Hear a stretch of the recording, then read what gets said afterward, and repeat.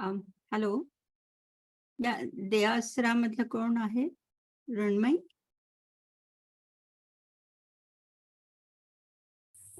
Yes मी आहे. ऐश्वर्या पण join होते, ऐश्वर्या कुलकर्णी. मला जरा को-होस्ट करून ठेव. ओके मॅम, तुम्हाला को होस्ट ऐश्वर्याच करू शकेल. ऐश्वर्या बहुतेक ऐश्वर्या.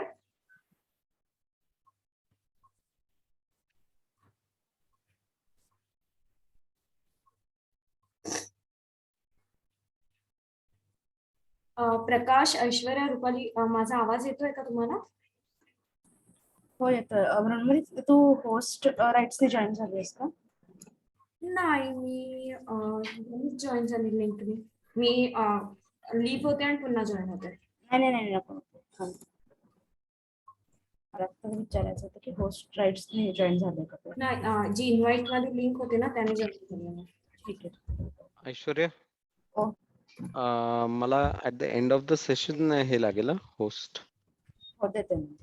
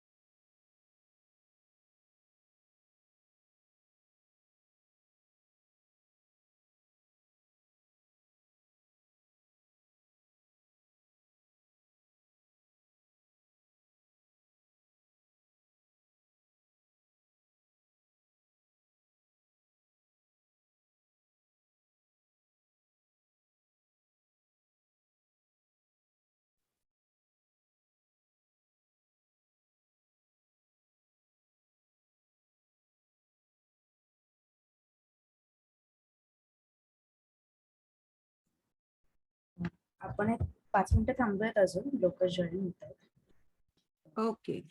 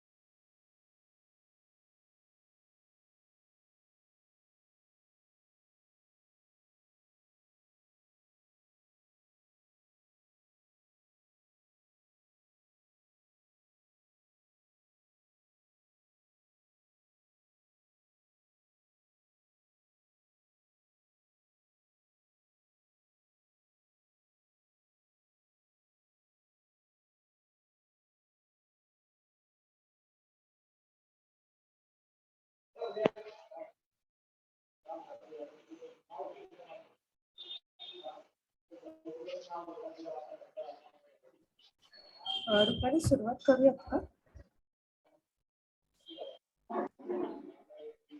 हो, आपण स्टार्ट करूया. ओके. नमस्ते सर्वांना. आज आपण इथे बिझनेस लोन रेडीनेस प्रोग्राम म्हणजे तुमचा व्यवसाय हा कुठल्याही प्रकारच्या लोनसाठी तयार आहे का? तुम्ही कुठेही जर आता बँकेत गेलात तर तुम्हाला लोन मिळू शकतं का? आणि त्याची तयारी कशी करायची हे जाणून घेण्यासाठी आपला हा आजचा प्रोग्राम आहे. दे आसरा फाउंडेशन चं नाव तुम्ही सर्वांनी ऐकलं असेल किंवा तुमच्या चर्चेत कधीतरी आलं असेल. तर थोडंसं दे आसरा फाउंडेशन बद्दल सांगते आणि मग आपण प्रोग्रामला सुरुवात करूया.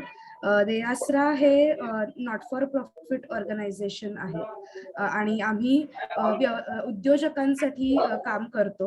भारतभराच्या उद्योजकांना सपोर्ट करणं म्हणजे ज्यांना आपण आता बघतोय तसं फंडिंगसाठी ते तयार आहेत का, त्यासाठी त्यांना प्रपोजल बनवून देणं, त्यांच्या व्यवसायाला लागणारे वेगवेगळे जे रजिस्ट्रेशन आहेत किंवा लायसन्स आहेत, शॉप ऍक्ट असेल, जीएसटी असेल, फूड बिझनेससाठी FSSAI लायसन्स सारखे लायसन्सेस असतील, तर ते सगळे त्यांना आमच्या सर्व्हिस पार्टनर्स मार्फत करून देणं. आणि मार्केटिंग मधले social media marketing, Facebook, Google my business याच्यावर जर तुमचा बिझनेस तुम्हाला मार्केट करायचा असेल तर त्यासाठी मदत करणं, सपोर्ट करणं, अशा सगळ्या ऍक्टिव्हिटीज दे आसरा करतं. याचबरोबर दे आसराकडे भरपूर एक्सपर्ट्स आहेत, तज्ज्ञ आहेत जे तुमच्या व्यवसायासाठी तुम्हाला मार्गदर्शन करू शकतात. तशाच एक तज्ज्ञ डॉक्टर ज्योती गोपटे मॅडम आज ते आपल्या बरोबर आहेत आपल्याला मार्गदर्शन करायला की फंडिंगसाठी तुमचा व्यवसाय तयार आहे का, तुमच्या व्यवसायाला लोन मिळू शकतं का, हे कसं चेक करावं यासाठी ते आपल्याला आज मार्गदर्शन करणार आहेत. पटकन मॅडमची ओळख करून देते. गेले 35हून अधिक वर्ष त्या व्यवसाय उद्योजकांना सपोर्ट करत आल्यात, त्यांना मार्गदर्शन करत आलेत. फायनान्समध्ये त्यांची PhD आहे, डॉक्टरेट घेतलेली आहे त्यांनी फायनान्समध्ये. आणि business management, administration, human resource म्हणजे तुमच्या व्यवसायामध्ये तुम्हाला जे कामगार असतील किंवा तुमचे स्किल्ड लेबर असतील त्यांचं मॅनेजमेंट कसं करावं, नवीन व्यवसाय सुरू करायचा असेल तर तो कसा करावा, याबद्दल त्यांनी अनेक लोकांना मार्गदर्शन केलं आहे. आणि ह्याच्यातनंच त्यांनी एक पुस्तक लिहिलं आहे, startup and new venture management असं त्या पुस्तकाचं नाव आहे. आणि ते बऱ्याच युनिव्हर्सिटीमध्ये आणि कॉलेजेसमध्ये MBAच्या अभ्यासासाठी त्याचा रेफरन्स दिला जातो. तर अशा डॉक्टर ज्योती गोपटे मॅडम आज आपल्या बरोबर आहेत. तर मी अजून वेळ घेणार नाही आणि मॅडमना विनंती करेन की आपण आजचा प्रोग्राम सुरू करावा आणि त्यांनी आपल्याला मार्गदर्शन करावं. थँक्यू ऐश्वर्या. एक बिझनेस लोन रेडीनेस प्रोग्रामच्याही अगोदर एक प्रत्येक जण आता ह्या कोविडच्या नंतर एक वेगळ्या न्यू नॉर्मल सिच्युएशन मध्ये जात आहेत. मग आता जर न्यू नॉर्मल सिच्युएशन आहे तर मग आपला जो बिझनेस अगोदर पासूनचा जो चालू आहे त्याच्यात सुद्धा आपल्याला काहीतरी नवीन आपल्याला बदल व्हायला हवाय, कुठला तरी वेगळा थॉट प्रोसेस आपल्याकडे व्हायला हवाय. तर मग अशा वेळेला काय असं आहे नवीन की ज्याच्यामुळे आपल्याला हे सगळं करता येईल? असा बिझनेस लोन वगैरे हा अगोदर काय आता काय ह्या सगळ्या चालूच असणार आहेत, पण आपलं थिंकिंग हे जरा कुठेतरी वेगळं असायला पाहिजे. तर 1960 पासून एक डिझाईन थिंकिंग, पण ते नाव न देता हा एक थॉट प्रोसेस हा प्रचलित आलेला आहे. आणि स्पेशली आता प्रत्येक जण मोबाईलवरती आहे, स्मार्टफोनवरती आहे, वेगळ्या प्रकारचे टेक्नॉलॉजी हळूहळू एक इंट्रोड्यूस होत आहेत. या सगळ्यामध्ये अगोदरपासून बिझनेसमध्ये चालू असणाऱ्यांना एक कुठेतरी वेगळ्या प्रकारचं चाचपडत आहेत. तर मग अशा वेळेला चाचपडणं जरा कमी करण्यासाठी काय करता येईल म्हणून एक तुम्हाला एक छोटीस एक थोडक्यात एक गोष्ट सांगतेय, ती म्हणजे डिझाईन थिंकिंग. हा एक जो प्रकार आहे, हा डिझाईन थिंकिंग जर तुम्ही केलं तर हा सगळा जो काय आतापर्यंतचा तुमचा बिझनेसचा प्रवास आहे किंवा पुढचा प्रवास आहे हा तुम्हाला थोडासा सुलभ होईल. तर आता हे डिझाईन थिंकिंग म्हणजे आहे तरी काय? हे अतिशय एक पॉवरफुल डिझाईन थिंकिंग हे एक टूल आहे की ज्याच्यामध्ये आपल्याला आपल्या समोर जे फ्युचर आहे हे कुठेतरी रिडिझाईन करायला पाहिजे. काय आपण आतापर्यंत कुठल्या परिस्थितीतून आलो आणि पुढे आपल्या समोर काय वाढलेलं आहे हे आपल्यालाही माहिती नाहीये. मग अशा वेळेला आपण जर एखाद्या बिझनेसमध्ये आहोत तर आपल्याला कुठला तरी अनुभव घ्यायला हवाय, कोणाला तरी चांगला अनुभव द्यायला हवाय. काहीतरी आपल्या प्रॉडक्टमध्ये, सर्व्हिसमध्ये व्हॅल्यू क्रिएट करायला हवी आहे. मग ती कशी करायची? तर हा एक डिझाईन थिंकिंग हा एक ह्युमन सेंटर्ड अप्रोच म्हणतात. म्हणजे मानव केंद्रित दृष्टिकोन. मग अशा वेळेला मग प्रत्येकाच्या जवळ जाऊन त्याला काय एक्झॅक्टली हवंय, आपण त्यांच्याबद्दल काय बघतो, ऑब्झर्व्ह करतो, त्यांच्याबद्दल काय ऐकतो, त्यांच्या मनामध्ये आतमध्ये त्यांची इच्छा काय आहे हे सगळं समजून घेणं आणि त्याच्याप्रमाणे आपल्याला त्यांचा जो प्रॉब्लेम आहे हा आपल्याला अतिशय जवळून बघून त्याला एक वेगळं रूप देणं आणि मग त्याच्यामधून आपल्या ज्या कल्पना आहेत त्याच्यामधून वेगवेगळ्या आयडियाज बाहेर काढणं. त्या प्रत्येकाला टूल्स, टेक्निक्स आहेत आणि ह्या सगळ्या झाल्यानंतर मग त्याचं एक छोटंसं प्रोटोटाईप करणं आणि प्रोटोटाईप करून ह्या प्रत्येकापर्यंत ते जाईल आणि त्यांच्याकडून त्याचा फीडबॅक येईल आणि जर काही त्याच्यामध्ये काही इम्प्रूव्हमेंट करायचे असतील तर त्याच्यामध्ये काही चेंजेस करणं ही म्हणजे कंटिन्युअस प्रोसेस आहे आणि that is what design thinking is. आणि हा फक्त प्रॉडक्ट आणि सर्व्हिसलाच नाही तर कुठले बारीक बारीक कुठलेही आपल्या समोर जरी इश्यूज आले, काही प्रॉब्लेम झाले तर त्याला ही सगळी जी काय एक प्रोसेस आहे ही त्याला आपल्याला अप्लाय करायला लागते. फॉर एक्झाम्पल आता आपण म्हणजे हे जे 5 स्टेजेस आहेत ते म्हणजे एम्पथाइज करणं, म्हणजे दुसऱ्याच्या मनामध्ये जाऊन बघणं, डिफाईन करणं मी तुम्हाला म्हटलं, त्याच्यानंतर आयडिएट करणं, चौथं आहे ते म्हणजे प्रोटोटाईप आणि 5वं आहे ते टेस्ट. आणि ते कुठूनही कुठेही तुम्ही उड्या मारणं हे अधोरेखित आहे.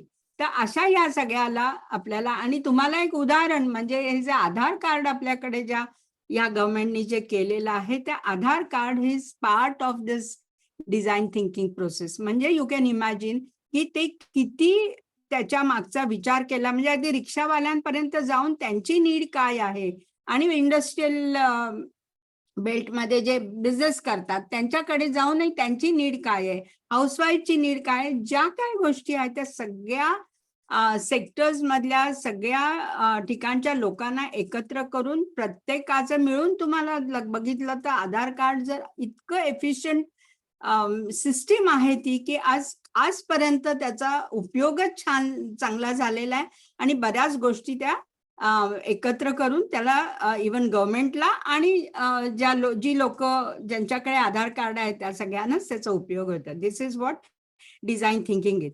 आता मी जरा माझा को होस्ट केलाय ऐश्वर्या. हो मॅडम, केलं. ओके. शेअर करता येईल.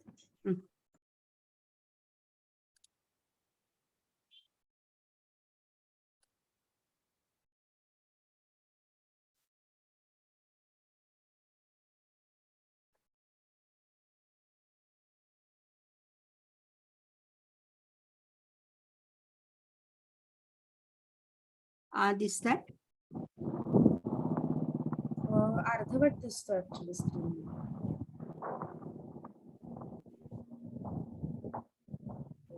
रिशेअर करून बघू शकतो.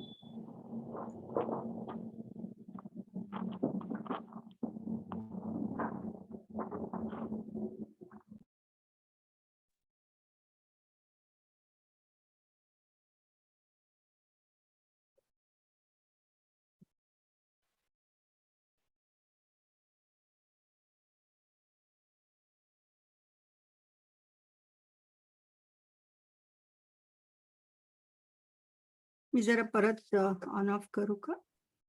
हो चालेल. आता दिसत होतं पण मध्ये दिसत होते की पहिल्यांदा लावलं तेव्हा दिसलं, फक्त तो पूर्ण पेज दिसलं, फक्त स्लाइड नाही दिसले.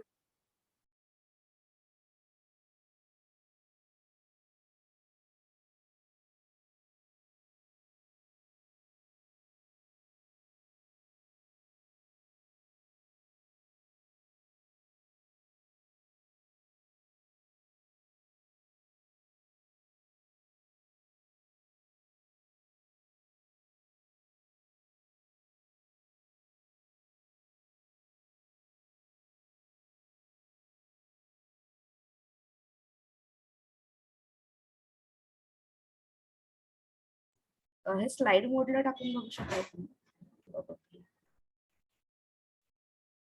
नाही पण आता दिसतंय ते, मला वाटतं की हे सुरू करा तुम्ही.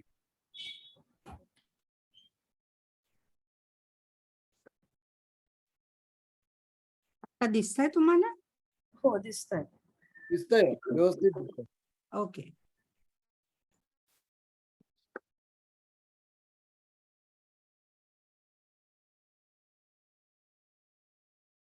आता आपण जेव्हा कुठलाही बिझनेस चालू करतो तेव्हा साधारणपणे हे 12 ब्लॉक्स आहेत. म्हणजे आपले की पार्टनर्स कोण, की हे मी तुम्हाला डिटेलमध्ये सांगतेय.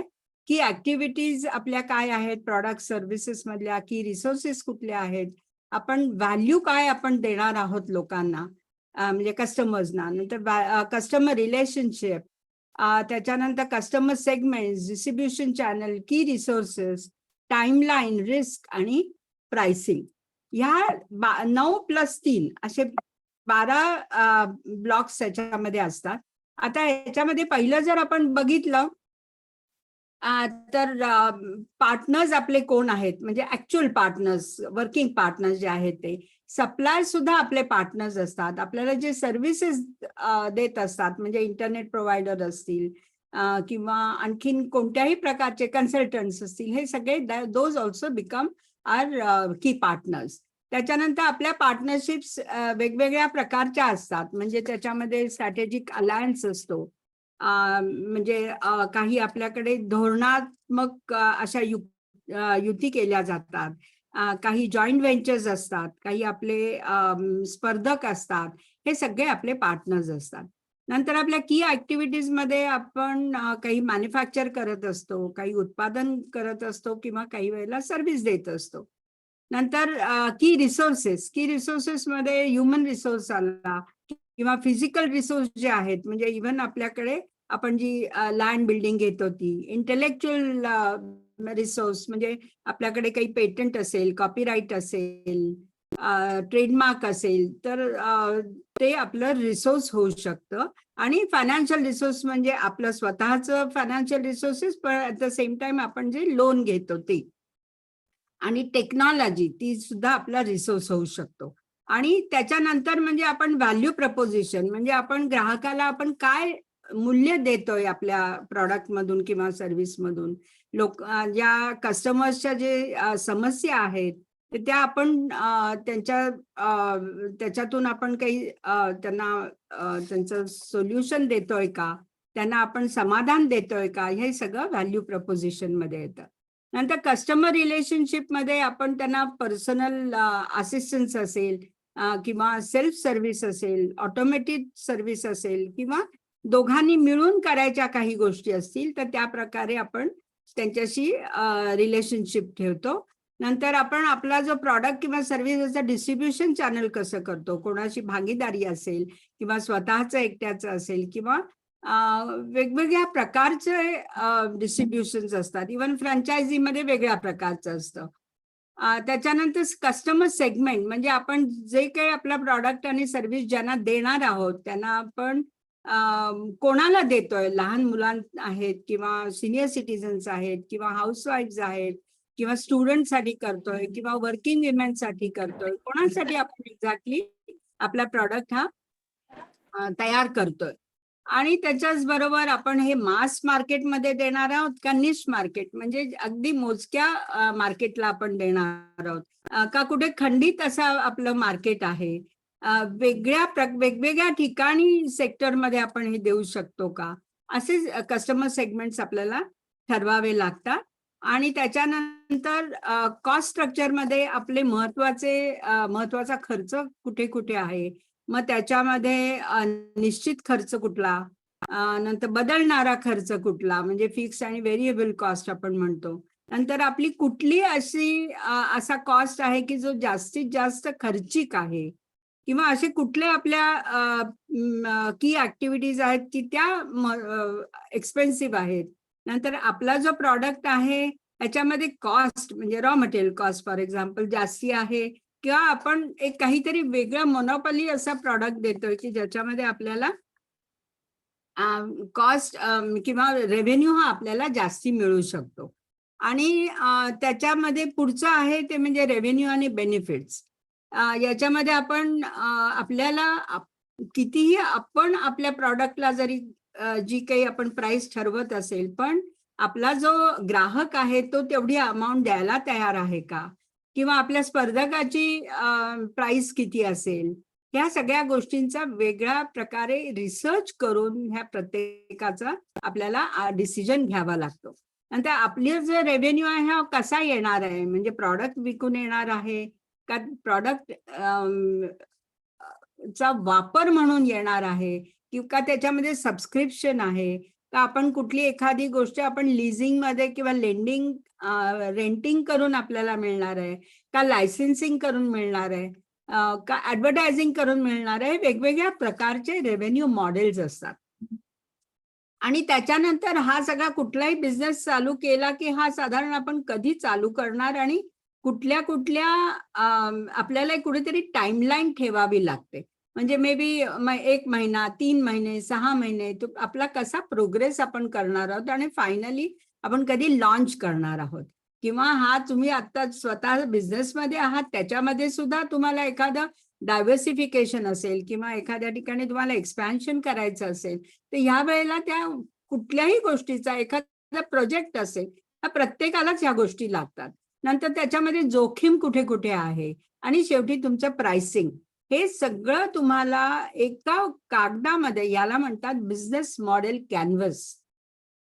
हा अतिशय महत्वाचा भाग आहे. तुम्हाला हवा असेल त्याचा स्क्रीनशॉट काढून घ्या आणि तुम्ही कुठलाही प्रोजेक्ट तुमच्या डोळ्यासमोर असला की एका तुमच्या डोळ्यासमोर सगळ्या गोष्टी जर एकत्र आल्या तर तुम्ही व्यवस्थित त्याचा विचार करू शकता आणि याच्यामध्ये तुमच्या ज्या काही चुका होणार आहेत त्या सुद्धा कमी होतील, किंवा अरे ह्याचा मी विचारच केला नाही असं कधी होणार नाही. म्हणून ही गोष्ट अतिशय महत्वाची आहे. कारण पूर्वी जेव्हा आम्ही स्वतः बिझनेस चालू केले त्यावेळेला ह्या गोष्टी नव्हत्या. जसं जसं वेळ येते तसं तसं आपण पुढे घेत राहिलो.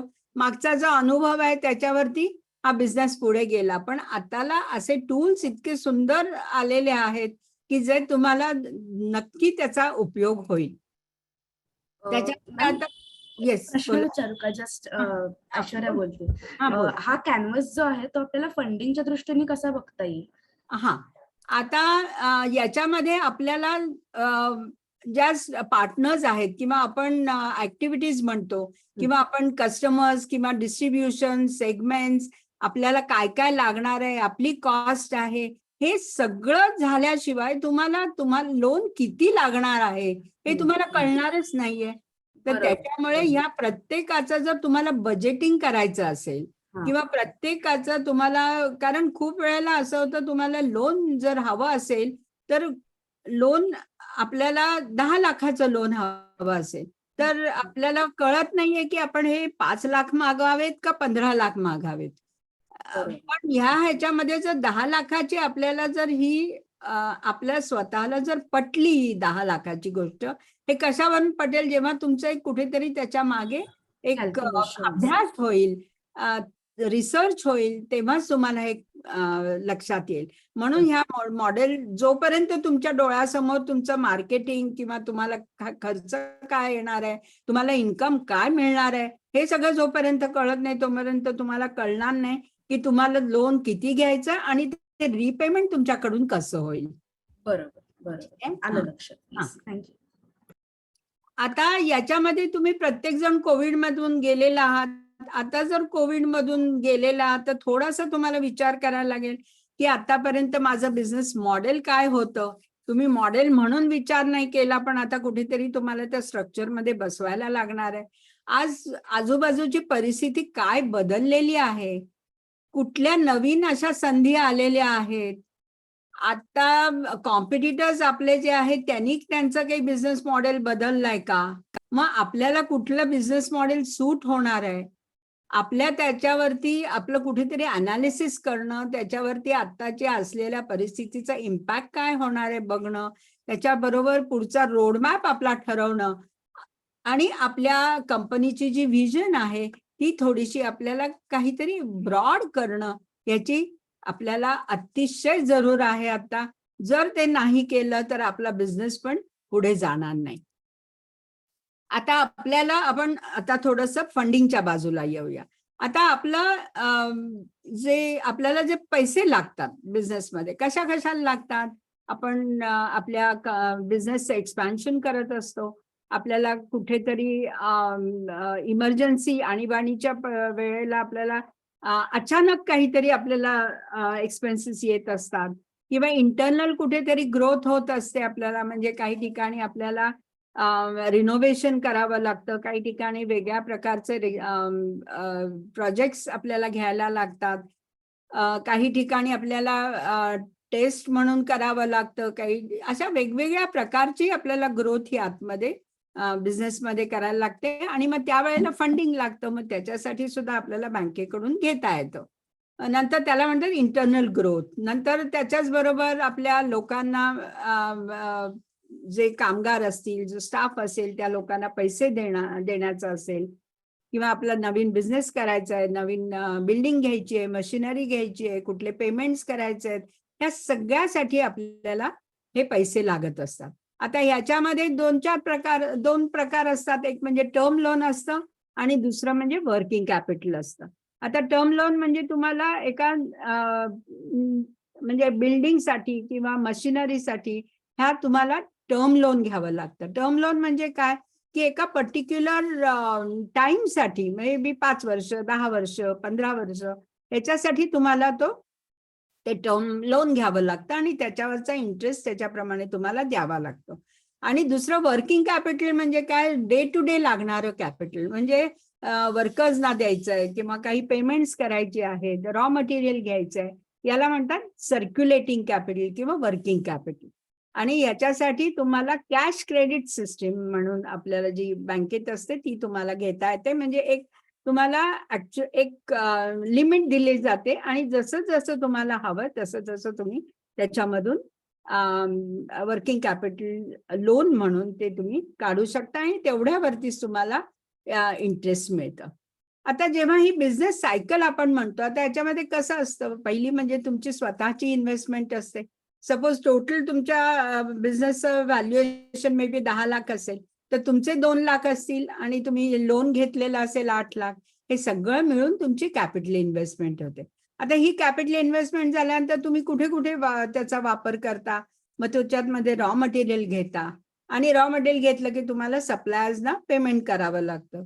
त्याच्यानंतर तुमची काही प्रोडक्शन कॉस्ट असते की ज्याच्यामध्ये लेबर, प्रोसेस कॉस्ट, ॲक्सेसरीज या सगळ्याला तुमची उत्पादन खर्च तुम्हाला लागतो. नंतर ऑपरेटिंग कॉस्ट म्हणजे तुमचा बिझनेस ऑपरेट करण्यासाठी जो खर्च असतो तो म्हणजे काय, तुमचा ऍडमिनिस्ट्रेशन कॉस्ट असेल, अकाउंट्स असेल, मार्केटिंग, सेल्स, HR, हे सगळे ऑपरेट करण्यासाठी लागणारे खर्च.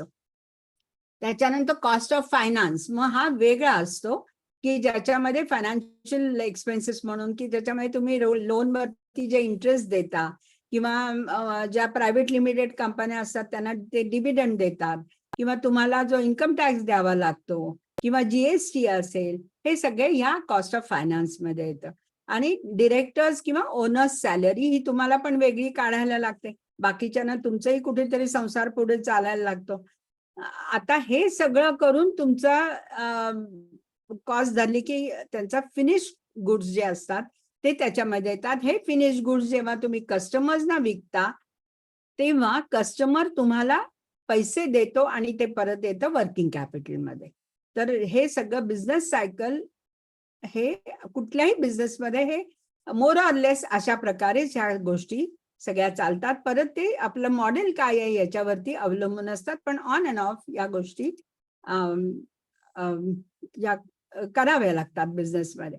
आता basics of funding of your business. आता फंडिंग म्हणजे काय आणि या इन्स्टिट्यूट्स ज्या आहेत त्या कुठल्या आहेत आणि बिझनेस लोन फॅक्टर्स कुठले कुठले आहेत हे आपण बघूया. आता फंडिंग म्हणजे काय, ह्याच्यामध्ये बेसिकली तुम्हाला जो फंडिंग किंवा निधी तुम्हाला जे पुरवणाऱ्या संस्था आहेत तर त्यांना तुम्ही त्यांचं पैसे वापरल्याबद्दल जे व्याज देता आणि त्याच्याच बरोबर तुम्ही एका ठरलेल्या कालावधीमध्ये तुम्ही ते परत करता, यालाच फंडिंग म्हणतात. आता हे फंडिंग कुठल्या कुठल्या प्रकारे असतं, ह्याच्यामध्ये बूट स्ट्रॅपिंग, आता हा एक वेगळा नवीन शब्द आहे. बूट स्ट्रॅपिंग म्हणजे काय, अगदी तुमच्या अगदी शेवटचं जो काय तुमचा रुपया असेल तिथपासून तुमच्याकडचे जे पैसे आहेत ते बाहेर काढणं, की ज्याच्यामुळे तुम्ही तुमचा स्वतःचा ओन फायनान्स जो आहे तो त्याच्यामध्ये आणणं. त्याच्याच बरोबर तुमचे फॅमिली फ्रेंड्स यांच्याकडून घेणं. नंतर आता बऱ्याच ठिकाणी इन्क्युबेशन सेंटर्स आलेले आहेत, तर ते पण तुम्हाला मदत करतात. गव्हर्नमेंट स्कीम्स आहेत, ग्रँट्स आहेत, सबसिडीज आहेत. नंतर फायनान्शियल इन्स्टिट्यूशन, जसं बँका आपल्या नॅशनलाइज बँका, कोऑपरेटिव्ह बँका जशा आहेत, तशाच आता नॉन बँकिंग फायनान्शियल कंपनीज पण आलेल्या आहेत. तर ह्या यांच्याकडून तुम्हाला फंडिंग मिळू शकतं. आता ह्या इन्स्टिट्यूशन म्हणजे कोण आहेत? त्या इन्स्टिट्यूशन जे तुम्हाला लोन फॉर्म मध्ये देतात, म्हणजे तो इंडिव्हिज्युअल्सला किंवा बिझनेसला, त्याला फंडिंग इन्स्टिट्यूशन्स म्हणतात. आता फंडिंग इन्स्टिट्यूशन, आता कुठले असे फॅक्टर्स आहेत की जे आपल्याला आपण लोन घ्यायच्या अगोदर आपल्याला त्याचा विचार करावा लागतो. पहिलं जे आहे ते म्हणजे मार्जिन मनी. आता मार्जिन मनी म्हणजे काय? आपण डाऊन पेमेंट, आता तुम्ही एखादं तुमचं व्हेकल लोन घेतलं किंवा होम लोन घेतलं, तसं काय करता तुम्ही? तुम्हाला डाऊन पेमेंट द्यावं लागतं, 5%, 10%, जे काय असेल ते. तर तसंच बिझनेसमध्ये पण आहे, तुम्हाला तुमचं स्वतःचं कॉन्ट्रीब्युशन हे बिझनेसमध्ये घालावं लागतं, त्याला म्हणतात मार्जिन मनी. दुसरं आहे ते म्हणजे तुमचं लोन किती कालावधीसाठी आहे. जसं मगाशी तुम्हाला म्हटलं मी की टर्म लोन, कॅश क्रेडिट, या सगळ्या ह्याच्यामध्ये जर टर्म लोन असेल तर त्याचा ड्युरेशन जास्ती असतो, वर्किंग कॅपिटल असेल तर त्याचा कमी असतो, किंवा ती लिमिट कमी जास्ती होऊ शकते.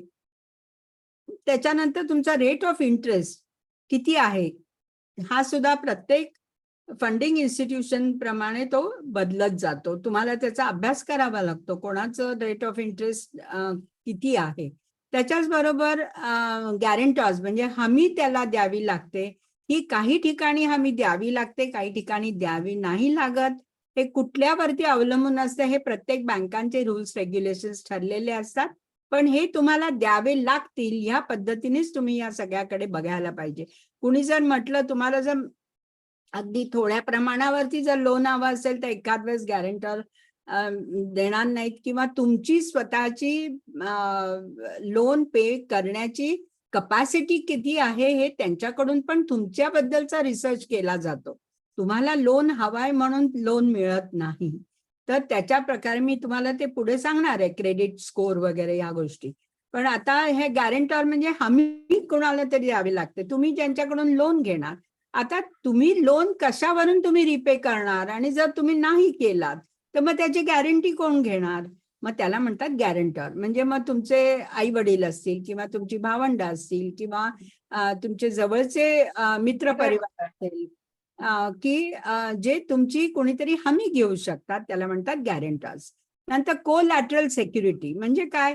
त्याच्यामध्ये प्रायमरी असते किंवा कोलॅटरल असते. आता ह्याच्यामध्ये सपोज तुम्ही एखादं मशिनरी घेतली तर ती मशिनरीच तुम्ही सिक्युरिटी म्हणून बँकेकडे ठेवता येते. आता एखाद्या ठिकाणी तुम्ही मशिनरी नसेल, वेगळ्या गोष्टी काही असतील, तर मग त्या वेळेला तुम्हाला तुमचे स्वतःचं गोल्ड असेल, किंवा तुमचे फिक्स डिपॉझिट्स असतील, काही शेअर्स असतील, किंवा तुमचं LIC असेल, ह्या सगळ्या गोष्टी त्यांच्याकडे ठेवाव्या लागतात. आता काही ठिकाणी तुम्हाला या कोलॅटरल सिक्युरिटीची सुद्धा जरुरी नसते, हे आपण पुढे बघूया.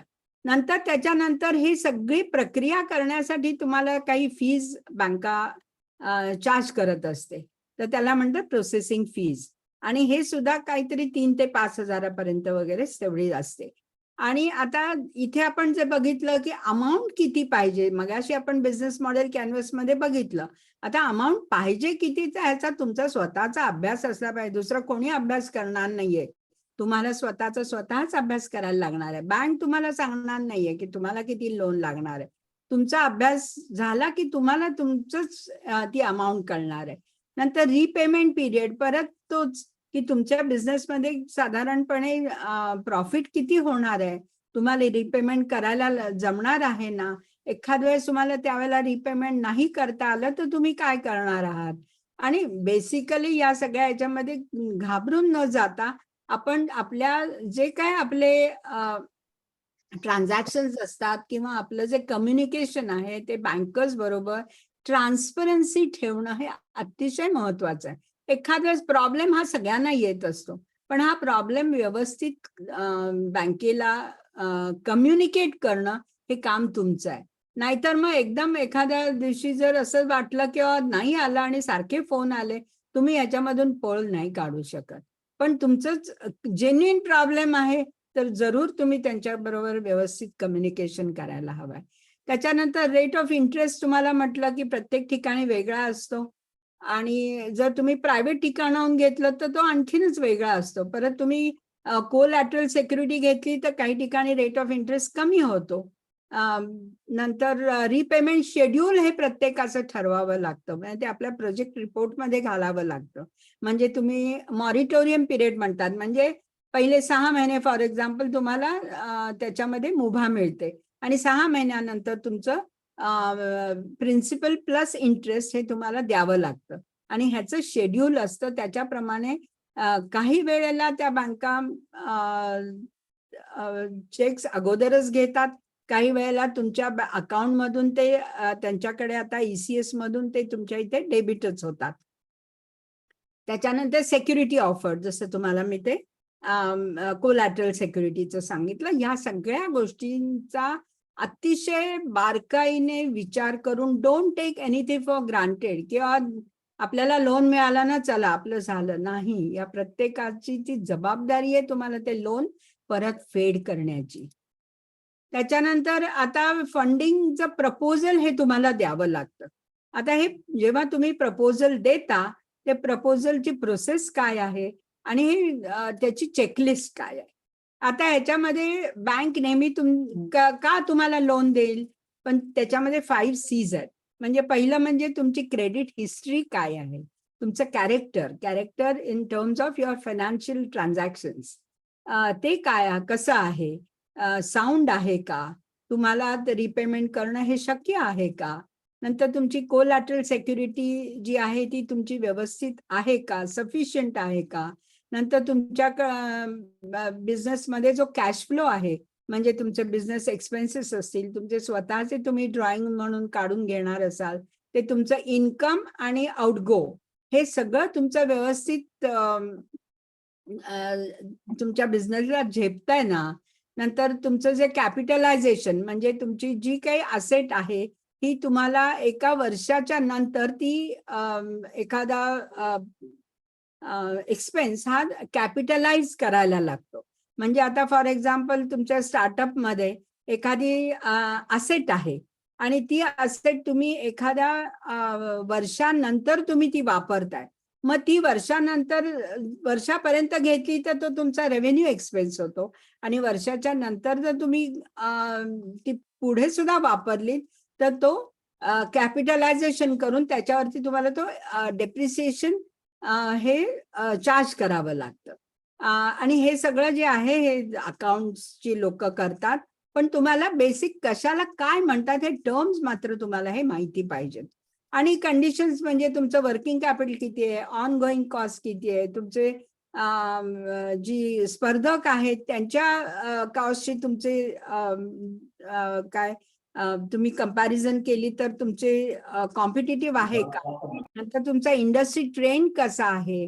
नंतर एखादा आता गव्हर्नमेंटचं बजेट आलं, त्या बजेटमध्ये अजून काही नवीन काही असे नोटिफिकेशन्स आलेत की जे तुमच्या इंडस्ट्रीला किंवा बिझनेसला लागू होणार आहेत. रूल्स रेग्युलेशन्स काय आहेत, ह्या सगळ्या महत्वाच्या आहेत. आणि ह्याच्यामध्ये जर तुम्हाला कुठे थोडीफार खोट पडली तर एखाद वेळेस तुम्हाला लोन न मिळायची सुद्धा शक्यता आहे. म्हणून ह्या सगळ्या प्रत्येक गोष्टी तुम्हाला जसं म्हटलं डोळ्यात तेल घालून ह्या सगळ्या गोष्टी बघाव्या लागतात. आणि मी जे इंजिनियर आहे आणि मला फायनान्सचं माहीत नाही असं म्हणून चालणार नाही. तुम्हाला ह्या गोष्टी तुम्हाला जर बिझनेस करायचं तर ह्या गोष्टी बेसिक गोष्टी माहिती पाहिजेत. डिटेलिंग मध्ये नाही तर बेसिक गोष्टी माहिती पाहिजेत. हळूहळू करत राहिलं की तुम्हाला पुढच्या गोष्टींचा पण हळूहळू ज्ञान व्हायला लागतं. आता हे जेव्हा आपण फंडिंग प्रपोजल करतो, आता त्याच्यामध्ये काय स्टेप्स आहेत? तर पहिलं तुम्हाला बिझनेस प्लॅन करायला लागतो. आता बिझनेस प्लॅन करताना काय काय करायला लागतं की ज्याच्यामध्ये तुम्हाला थोडक्यामध्ये एक तुमचा सारांश आपल्याला घ्यायला लागतो किंवा तुमचं मार्केटिंग, तुमचे प्रॉडक्ट्स कुठले आहेत, तुम्हाला किती इन्कम कशा प्रकारे मिळणार आहे, तुमचं रेव्हेन्यू मॉडेल काय असेल, या सगळ्या गोष्टी त्याच्यामध्ये त्या बिझनेस प्लॅन मध्ये घालाव्या लागतात. नंतर जसं म्हटलं की आयडेंटिफाय लोन अमाऊंट रिक्वायर्ड, म्हणजे आपण जे पहिल्यांदा बघितलं की ते आपल्याला किती लागणार आहे त्याच्याप्रमाणे आपल्याला ती लोन अमाऊंट ठरवावी लागते. नंतर प्रोजेक्ट रिपोर्ट करावा लागतो. आता प्रोजेक्ट रिपोर्ट आणि बिझनेस प्लॅन याच्यामध्ये काय फरक आहे? बिझनेस प्लॅन हा बिझनेस प्लॅन म्हणून राहतो, त्याच्यामध्ये तुमचे काय काय आयडियाज आहेत त्या येतात. पण प्रोजेक्ट रिपोर्ट म्हटलं की त्याच्यामध्ये प्रोजेक्शन्स येतात. प्रोजेक्शन्स म्हणजे काय? तर तुमचं आज इन्कम एक्सपेंडिचर काढलं तर एवढं आहे, मग पुढच्या 5 वर्षामध्ये तुमचा सेल कसा वाढणार आहे, तुमचं इन्कम कसं वाढणार आहे, तुमची कॉस्ट कशी वाढणार आहे, त्याच्यामध्ये इन्फ्लेशन सुद्धा तुम्ही घेतलात का, तुमच्या वर्कर्सना थोडंसे जे तुम्हाला प्रमोट करावं लागेल किंवा त्यांना राईज द्यायला लागेल, ह्या सगळ्याचा तुम्ही विचार करून प्रत्येक वर्षाला काही एक 5%, 10% अशी त्याच्यामध्ये ऍडिशन करून ते प्रोजेक्शन्स कराव्या लागतात. त्याच्याच नंतर तुम्हाला हे सगळं करत असताना तुम्ही सपोज कोटेशन्स असतील, एखादी मशिनरीची एक 5 लाखाची तुम्ही जर मशिनरी दाखवलीत, पण हे 5 लाख कशावरून, तुमच्याकडे त्याचं कोटेशन आहे का? मग कोटेशन असेल तर ते लावणं, किंवा काही ठिकाणाहून मोठ्या कंपन्यांच्या तुम्हाला जर काही ऑर्डर्स आल्या असतील तर त्या लावणं, किंवा एखाद्या कुठलं तुम्ही R&D असेल, तुमच्याकडे पेटंट असेल, किंवा याच्यामध्ये जर तुमचे काही रिपोर्ट्स असतील तर ते रिपोर्ट्स लावणं, या जे काही तुमचे सपोर्टिंग डॉक्युमेंट्स आहेत की ज्याच्यामुळे तुम्हाला त्या बँकांना तुमच्यामध्ये कॉन्फिडन्स निर्माण होईल, ट्रस्ट निर्माण होईल, अशा प्रकारचे जे काही डॉक्युमेंट्स आहेत ते त्याच्यामध्ये लावावे लागतात. आणि ह्या सगळ्याची एक व्यवस्थित फाईल तयार करून फायनान्शियल इन्स्टिट्यूशनला द्यायची, आणि ती दिल्यानंतर किंवा द्यायच्या अगोदरच तुम्ही हे सगळं करत असताना, जरी हा तुम्ही प्रोजेक्ट एखाद्या कन्सल्टंटला दिला असेल हे सगळं करायला, तर कन्सल्टंट बरोबर त्याच्याबरोबर बसून तुम्ही ह्या प्रत्येकाचा विचार करणं, आणि त्याला जर तुम्हाला नाही कळलं तर त्याला विचारून समजून घेणं हे खूप महत्वाचं आहे. कारण जेव्हा तुम्हाला फायनान्शियल इन्स्टिट्यूशन तुम्ही तुमचं जेव्हा बिझनेस प्लॅन आणि प्रोजेक्ट रिपोर्ट बघेल, त्यावेळेला तुम्हाला त्यांच्या काही क्वेरीज असतात, त्यांचे काही प्रश्न असतात, ते तुम्हाला सोडवावे लागतील. आणि जोपर्यंत ते तुम्ही सोडवणार नाही तोपर्यंत तुम्हाला ते लोन मिळायला थोडासा आणखीन अवधी लागेल. आणि हे सगळं तुमचं व्यवस्थित झाल्यानंतर तुम्हाला ते सँक्शन लेटर मिळेल. सँक्शन लेटर नंतर त्याचं एक व्यवस्थित अंमलबजावणी होईल, आणि त्याच्या त्या पेपर्स, जे कर्जाचे पेपर्स असतात त्याच्यावरती तुमच्या सह्या होतील.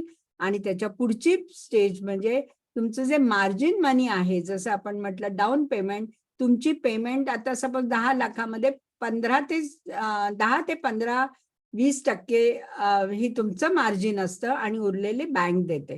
तर ती तुम्हाला आधी पहिली बँकेमध्ये भरायला लागेल, आणि ते उरलेले 85% हे तुम्हाला बँक त्यांची डिस्बर्समेंट ही तुमच्या अकाउंटला क्रेडिट होईल. तर हा संपूर्ण या स्टेजेस आहेत.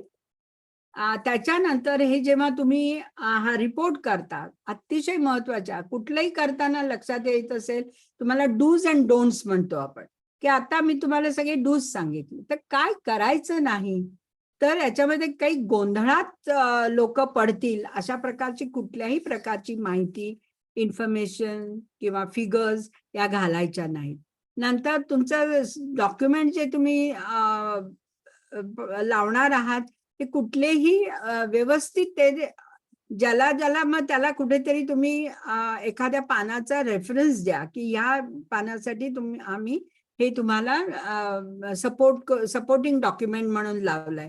एखाद्या ऍझम्पन्स असतील तर त्याला सपोर्ट नाही अशा ऍझम्पन्स कुठल्याही करू नका. प्रत्येक गोष्टीला कुठेतरी त्याला रिझनिंग असायला पाहिजे. कारण शेवटी काय, ते तुम्हाला बँकवाले तुम्हाला जे पैसे देणार आहेत ते फक्त त्या मनी लेंडिंग मध्ये आहेत म्हणून नाही, पण तुमच्याकडून ते परत येतील याची त्यांना अपेक्षा आहे म्हणून ते तुम्हाला लोन देत आहेत. तसंच एखादं लोन खूप जास्ती किंवा मिळतच आहे म्हणून खूप जास्ती घेतलं, किंवा नाही एवढं कशाला आपल्याला लागेल का आता म्हणून कमी घेणं, हे जरा साधारणपणे टाळा. कारण म्हणूनच त्याच्यासाठी तुम्हाला हे सगळे प्रोजेक्शन्स असतील किंवा तुम्हाला बिझनेस मॉडेल कॅनव्हास असेल, हे तुम्हाला करावं लागतं. कारण परत तुम्हाला जर लागलं तर परत तुम्हाला सगळ्यात you just have to go through everything. म्हणून तुम्हाला आधीच या सगळ्या गोष्टींचा विचार करा. त्याच्याच बरोबर काही कठीण शब्द वापरले तर त्याचा पूर्णपणे त्याचा अर्थ काय आहे हे त्यांना सांगा. नंतर काही वाक्य तुम्ही त्याच्यामध्ये वापरणार आहात त्याला सुद्धा काहीतरी अर्थ राहू दे. तुम्हाला आधी कळलं पाहिजे तुम्ही का वापरताय. काही वेळेला कन्सल्टंट्स ते वापरतात पण तुम्हाला त्याचा अर्थ नाही कळला तर मग त्याचा गैरपरिणाम त्याच्यामध्ये तिथे असू शकेल. किंवा एखादा प्रॉडक्ट किंवा सर्व्हिस असेल तर कॉम्पिटिशनच नाही, कारण म्हणजेच मला मोनोपॉली आहे म्हणून मला त्याचा ऑर्डर आपलं लोन मिळेल अशा या भ्रमामध्ये तुम्ही राहू नका. कुठलाही बिझनेस याला कॉम्पिटिशन कुठल्या ना कुठल्या वेगळ्या प्रकारे असू शकते. त्याच्यामुळे एखादा खरंच नाहीये तर मग आता काय झालं, सर्च इंजिन मध्ये या सगळ्या गोष्टी आता अवेलेबल झालेल्या आहेत. या बँकांना सुद्धा गोष्टी कळतात की तुमचा प्रॉडक्ट किंवा सर्व्हिस ही कितपत कॉम्पिटिशन मध्ये आहे किंवा नाहीये. नंतर तुमच्या ज्या काही फिगर्स घालणार आहात प्रोजेक्शन्स मध्ये त्या सुद्धा अनरिअलिस्टिक नसाव्यात, की एकदम कोट्यांमध्ये पहिल्याच वर्षी कोट्यांमध्ये तुमचा बिझनेस झाला असं कधी होत नाही. म्हणजे जस्ट बिकॉज की तुम्हाला दाखवायचं की आम्हाला भरपूर प्रॉफिट मिळणार आहे अशा गोष्टी होत नाहीत. आणि जर व्हायच्या असतील तर मग त्यावेळेला तुम्हाला तुमच्याकडे तेवढ्या ऑर्डर्स तुम्हाला त्या सपोर्टिंग डॉक्युमेंट मध्ये लावायला पाहिजे की आमच्याकडे या एवढ्या आहेत म्हणून आम्ही ही फिगर दाखवलेली आहे. त्याच्यानंतर तुम्हाला मगाशी एक मी म्हटलं की नॉन बँक फायनान्शियल कंपनीज असतात. आता यांना ना बँकेचा लायसन्स मिळत नाही, पण बँकांना कसं असतं त्यांना डिपॉझिट्स घेणं हे त्यांना हे करू शकतात नॉर्मल बँका. पण ह्या ज्या आहेत ह्या तशा रिपेएबल ऑन डिमांड अशा ह्या असू शकत नाहीत. म्हणून यांच्याकडे सुद्धा फिक्स्ड अमाऊंट फिक्स पिरियड साठी दिली जाते, पण ती अधेमध्ये जसं नॉर्मल बँका देतात तसं नाही. पण ह्या सुद्धा RBI कडून रेग्युलेट झालेल्या आहेत. त्याच्यामुळे आणि अतिशय महत्वाचं म्हणजे या NBFCs आत्ताला जे नवीन आलेले आहे त्याच्यामध्ये तुम्हाला लोन मिळायचं पॉसिबिलिटी सुद्धा जास्ती आलेली आहे. त्याच्यामुळे नॉर्मल बँकांकडे जाण्याच्या ऐवजी तुम्ही आय वुड प्रेफर की तुम्ही NBFC मध्ये गेलात तर तुम्हाला ह्याचं सगळं प्रोसेसिंग हे लवकर होईल. काही एक्झाम्पल्स आहेत ते म्हणजे श्रीराम ट्रान्सपोर्ट किंवा बजाज फायनान्स, महिंद्रा अँड महिंद्रा, चोलामंडलम या काही NBFCs आपल्याकडे आता इंडियामध्ये आहेत. आता तुम्ही बऱ्याच जणांनी मुद्रा बँक लोन जे गव्हर्नमेंटनी केलेलं आहे ते सुद्धा तुम्ही ऐकलं असेल की ज्याच्यामध्ये 3 कॅटेगरीज आहेत. एक शिशु कॅटेगरी, किशोर आणि तरुण. शिशुमध्ये 50,000, किशोरमध्ये 50,000 ते 5 लाख आणि तरुणमध्ये 5 ते 10 लाखाची तुम्हाला लोन सहज मिळू शकतं. आता 50,000पर्यंत सुद्धा तुम्हाला ह्या सगळ्यामध्ये तुम्हाला गॅरेंटरची जरूर नाही, तुमच्या प्रोसेसिंग फीसची जरूर नाही किंवा तुमचा जो इंटरेस्ट रेट आहे हा कमी असतो. नंतर त्याच्याच बरोबर हे जे मुद्रा कार्ड जे तुम्हाला दिसत आहे हे मुद्रा कार्ड तुम्हाला दिलं जाते आणि तुम्हाला जसं हवं तशी ती अमाऊंट त्याच्यामधून तुम्ही विड्रॉ केली जाते. आता याच्यामध्ये 50,000 पहिलं आणि दुसऱ्यामध्ये तुम्हाला फार हे झगझग नाहीये, पण तरुण मध्ये थोडेसे तुम्हाला कारण अमाऊंट जास्ती आहे त्याच्यामुळे तुम्हाला थोडेसे त्याच्यामध्ये काही बँका तुमच्याकडून काही गॅरंटी किंवा अम, अम, काही कोलॅटरल किंवा असे घेण्याची शक्यता आहे. हे सगळं जे हे मुद्रा लोन आहे कुठल्याही नॅशनलाइज बँकेमध्ये, कोऑपरेटिव्ह बँकांमध्ये कुठेही हे अवेलेबल आहे. खूप वेळेला असंही ऐकलं जातं की आम्हाला मिळत नाही. पण आपण काय होतं काही वेळेला आपण जेव्हा अप्रोच होतो बँकेला, पण आपणच जर कसं असतं बँका जरी मगाशी तुम्हाला म्हटलं बँका आपल्याला द्यायला तयार आहेत, पण त्यांना कुठेतरी त्या रिपेमेंटची गॅरंटी असायला पाहिजे. तुम्ही जे काही छोटं कागदावरती असेल किंवा एखादी छोटी फाईल करून तुम्ही जर त्यांना तुमचा प्रॉडक्ट, तुमचं मार्केटिंग प्लॅन, तुमची रॉ मटेरियल कॉस्ट, तुमचं जे प्रॉफिट मिळणार आहे तो संपूर्ण एका कागदावरती व्यवस्थित केला तर त्यांना सुद्धा त्यांनी का नाही देऊ तुम्हाला. तर त्याच्यामुळे आपल्याकडून सुद्धा नेहमी विचार करावा लागतो, इंट्रोस्पेक्शन करायचं की मला का नाही मिळालं, का नाही म्हटलं त्यांनी. तर याचा जरा विचार करा आणि त्याच्याप्रमाणे तुम्ही या बँकांशी अप्रोच करू शकता. नंतर एक ह्या साधारणपणे मी एक काही बँकांची नावं लिहिलेली आहेत की ज्याच्यामध्ये व्याजदर कसा म्हणजे 8.8% पावणे 10% सुद्धा त्याच्यामध्ये व्हरायटी आहे. तर ते तुम्हाला इव्हन त्याचं जे ड्युरेशन आहे ते पण वेगळं आहे. तर परत तुम्हाला सूट काय होतं हे तुम्हाला स्वतःला बघायला लागतं. त्याच्यानंतर prime minister's employment generation programme आहे, त्याच्यामध्ये सुद्धा पोर्टलवरती सगळ्या गोष्टी त्या आहेत. थोडासा त्याचा अभ्यास करा. काही वाटलं तर दे आसराला तुम्ही केव्हाही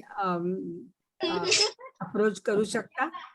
नंतर MSME लोन्स पण त्याच्यामध्ये येतात. याच्यामध्ये सुद्धा लोन अमाऊंट 1 कोटीपर्यंत तुम्हाला मिळू शकते. कोलॅटरलची जरूर नसते. मग त्या MSMEच्या अंडर तुम्हाला रजिस्टर करावं लागतं. त्याला उद्यम रजिस्ट्रेशन असेल, या सगळ्या गोष्टी घ्याव्या लागतात. आणि जर करायचं तर मग व्यवस्थित त्याच्यामध्ये त्या MSME लोन्स आपल्याला घ्यायचे असतील तर तसं तुम्हाला अप्रोच व्हायला पाहिजे त्याच्यामध्ये. त्याच्यामध्ये इव्हन पेपरवर्क कमी आहे, हॅसल फ्री आहेत. त्याच्यामध्ये तुम्हाला term loan, working capital loan, equipment finance, government schemes जे आहे ते सगळं तुम्हाला अवेलेबल होऊ शकतं. आता आपण येऊया क्रेडिट वर्दीनेस म्हणून जो आहे. आता ह्या क्रेडिट वर्दीनेस म्हणजे काय? आता क्रेडिट वर्दीनेस म्हणजे तुमचं स्वतःचं जी पात्रता आहे लोन घेण्यासाठी ती तुम्ही पात्र आहात का हे तुम्हाला क्रेडिट स्कोर मधून ठरवलं जातं.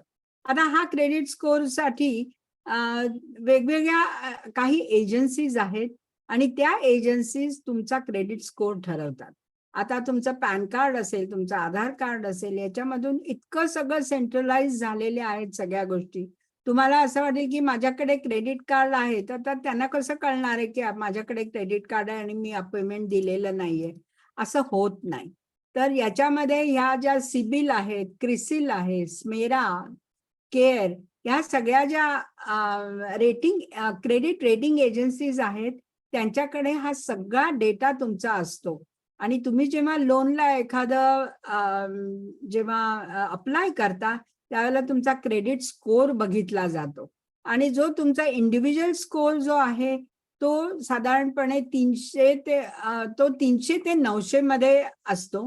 आणि त्याच्यामध्ये सपोज 750 750 जर असेल तर तुम्हाला हमखास त्याचं विदाउट एनी गॅरंटी कोलॅटरल हे तुम्हाला तिथे मिळू शकतं लोन. त्याच्यामध्ये जितका तुमचा रेट हायर तितकं तुम्हाला लोन मिळायचं, अप्रूव्ह व्हायची शक्यता ही जास्ती असते. आता दुसरं जे आहे ते बिझनेस क्रेडिट स्कोर म्हणजे बरोबर उलट आहे की याच्यामध्ये MSME रँक असतो. ह्याच्यामध्ये रेंज आहे ते 1 ते 10 मध्ये आहे. आणि तुमच्या बिझनेसचा क्रेडिट पात्रता कशी आहे तुम्हाला पेमेंट करायची ते त्याच्यामधून कळतं. आणि जितका तुमचा रेट कमी तितकं तुम्हाला लोन मिळायची शक्यता ही जास्ती असते. आता सपोज तुम्ही म्हणालात की अरे बापरे, हे सगळं मला माहिती नव्हतं, आता माझा क्रेडिट स्कोअर अगदी 200 आहे, तर आता मी काय करावं? तर हे तुम्ही इम्प्रूव्ह करू शकता. आणि हे इम्प्रूव्ह करण्यासाठी तुमची जी पात्रता आहे, तुमची जी तुमचं क्रेडिट आतापर्यंत तुम्ही घेत होता, ती हिस्ट्री नक्की तुम्ही इम्प्रूव्ह करू शकता. त्याच्यामध्ये वेळच्या वेळी तुम्ही जर तुमच्या क्रेडिट कार्डचं जर पेमेंट केलं किंवा निदान मिनिमम अमाऊंट जी ड्यू आहे ती त्यांना दिली, तर तुमचा ऑटोमॅटिकली क्रेडिट स्कोअर हा 3 ते 6 महिन्यामध्ये हा वाढू शकतो. त्याच्याच बरोबर तुमच्याकडे अंगावरती काही लोन्स असतील, मे बी हाऊस लोन असेल किंवा व्हेकल लोन असेल, किंवा आणखीन काही वेगळ्या मुलांच्या लग्नासाठी घेतलं असेल, भावंडांच्या लग्नासाठी घेतलं असेल, तर हे सगळं वेळच्या वेळी तुम्ही देणं, रिपेमेंट करणं हे खूप महत्वाचं आहे. कारण नाही केलं तर ऑटोमॅटिकली तुमच्या क्रेडिट हिस्ट्रीवरती परिणाम होतो. मग तुम्ही असं म्हणू नाही शकत की मी एवढं सगळं केलं, एवढं चांगला रिपोर्ट केला आणि माझं लोनच सँक्शन झालं नाही. पण बाकीच्या गोष्टी पण तुम्ही त्याचा विचार करायला पाहिजे. त्याच्याप्रमाणे तुम्ही डॉक्युमेंट्स तयार करणं, जर तुम्हाला काही चांगले रेफरन्सेस असतील तर ते रेफरन्सेस देणं, तुमचा स्वतःचा क्रेडिट स्कोअर चांगलं करणं, त्याच्याच बरोबर तुमचा जो बिझनेस असेल तर तुमच्या स्वतःचा बिझनेस आणि स्वतःचे खर्च या दोन्हीचं तुम्ही सेपरेट आउट करा. दोन्ही एकत्र करू नका, कारण ते सगळं कन्फ्युजिंग व्हायला लागतं. आणि वेळच्या वेळी तुम्ही तुमची जी लोनची जी फेड असते, परतफेड असते, ती वेळच्या वेळी करा. ऑटोमॅटिकली 6 महिन्यामध्ये तुमचा क्रेडिट स्कोअर हा वाढेल. आता पुढचं म्हणजे तुमची बिझनेस आयडेंटिटी आहे ती तुम्हाला एस्टॅब्लिश करायला लागते.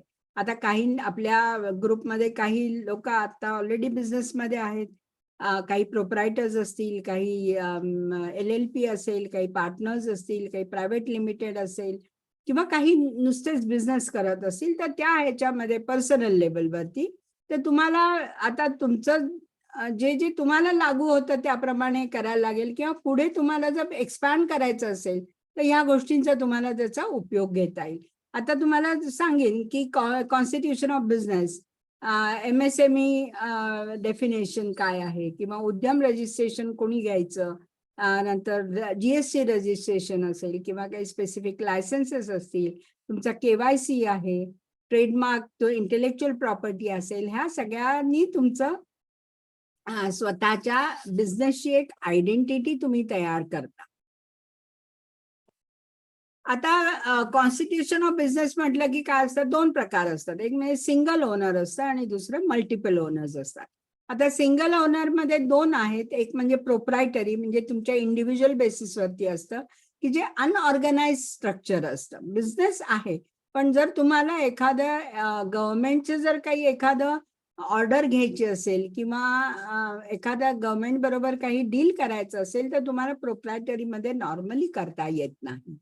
पण दुसरं जे आहे ते 1 पर्सन कंपनी, म्हणजे OPC म्हणतात त्याला, ती it is like a private limited company जशी असते तशी, पण एक व्यक्ती सुद्धा, एक डिरेक्टर जो पर्सन असतो तो ही बिकम्स अ डिरेक्टर, तर त्याला 1 पर्सन कंपनी म्हणतात.